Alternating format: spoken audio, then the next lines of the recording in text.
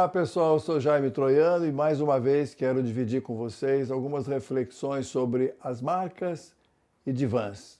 Às vezes eu falo mais de marcas, às vezes falo mais de divãs, mas não dá para falar de marcas se não falar um pouco de divãs no sentido daquilo que permite que eu compreenda um pouco melhor as pessoas, os consumidores com quem nós nos relacionamos. Muito bem, eu tenho aí um longo período, uma longa estrada em que eu mexo com a área de estudos de mercado, comportamento de consumidor, né? Um material essencial para quem quer entender de marca e ajudar a fazer com que as empresas façam investimentos corretos. Começou há muito tempo essa minha estrada, pessoal.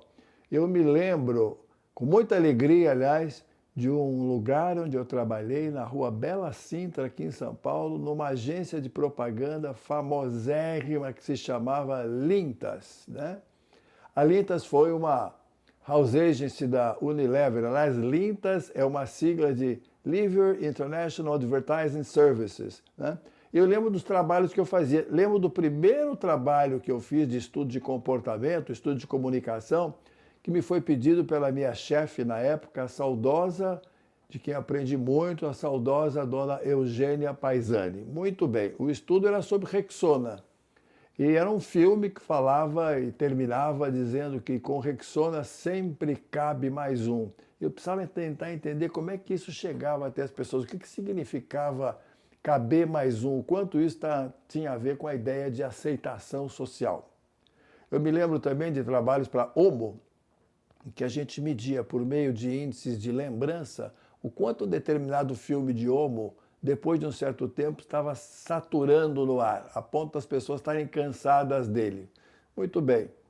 Nessa época, havia no ar uma sensação, da qual eu não partilhava e muitos de nós também não, de, olha, o mercado é comandado pelas empresas, elas é que mandam no mercado. Eu achava isso uma bobagem que não tem tamanho, uma grande ilusão, né? E o princípio no qual eu me baseava para achar que estava errado era um trabalho anterior do próprio criador do marketing, vamos dizer assim, que era o Sr. Philip Kotler, que hoje tem 90 anos, é lúcido. Eu tive, aliás, o privilégio de encontrar o Kotler em alguns eventos em que nós participamos juntos, alguns anos atrás. O Kotler criou uma definição para marketing, e com isso eu vou emendar o resto do trabalho que eu quero mostrar para vocês, dizendo o seguinte: marketing é a ciência e a arte de fazer coisas, de explorar, de criar, entregar valor para satisfazer as necessidades do público-alvo de forma que gere lucro. Satisfazer as necessidades do público-alvo, ou seja, ou você satisfaz o público-alvo ou ele te rejeita. Muito bem, é o que ele dizia. Tanto é que, olha, 9 entre 10 produtos novos ao longo da história fracassam, pessoal. Fracassam porque as pessoas rejeitam, porque não é aquilo que elas querem, porque não é a empresa que manda no mercado em última instância. Corta. Chegamos agora aos maravilhosos anos digitais em que nós estamos metidos. Muito bem. Nesse momento, a gente tem à nossa disposição uma enorme quantidade de estilos, de produtos e ferramentas de comunicação. E eu ouço por aí hoje alguma coisa como sendo, olha, o consumidor pode palpitar mais, ele diz o que pensa. Eu acho que hoje é o momento que o consumidor manda no mercado. Mais uma mentira.